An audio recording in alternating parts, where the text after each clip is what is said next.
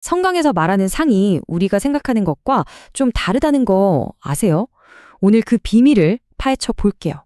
우리가 보통 상하면 내가 일한 만큼 받는 품삯을 떠올리잖아요. 근데 성경은 완전히 다르게 봐요.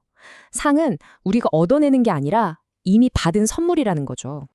자, 그 첫 번째 예시가 바로 요한복음에 나오는 예수님 이야기예요. 보세요. 거두는 사람이 이미 싹쓸 받고 있대요. 나중에 받을 게 아니라는 거죠. 바로 사마리아 여인과의 만남을 통해서 보여주신 건데요. 추수하는 그 자체가 상이라는 거예요. 이 진리를 정말 온몸으로 살아낸 사람이 있죠. 바로 사도 바울입니다. 바울은 자기 상이 뭐냐고 묻고는 값없이 복음을 전하는 것 그 자체라고 말해요. 아니 근데 왜 그랬을까요? 왜 굳이 대가 없이 복음을 전했을까요? 왜냐면 하나님께 이미 가장 가치 있는 모든 걸 받았다고 믿었기 때문이에요. 하지만 조심해야 할 것도 있어요. 성경은 잘못된 상에 대해서도 경고하거든요. 바리새인들처럼요. 선행을 했지만 그 목적이 사람들의 칭찬이었어요. 그게 그들의 상이었던 거죠.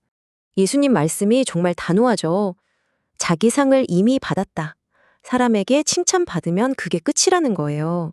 결국 우리가 어떤 상을 원할지 선택해야 한다는 걸 보여주는 거죠. 자, 그럼 이 이야기가 오늘 우리에겐 어떤 의미가 있을까요? 우선 우리는 더 이상 품삯을 받으려고 일하는 품꾼이 아니라는 거예요. 우리는 이미 영생이라는 가장 큰 선물을 받은 하나님의 자녀들이잖아요. 그러니까 우리는 상을 받으려고 애쓰는 존재가 아니라 이미 모든 상을 받은 존재인 거죠.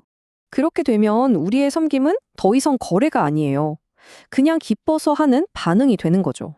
만약 우리가 정말 모든 상을 이미 받았다면 여러분의 섬김은 앞으로 어떤 모습이 될까요?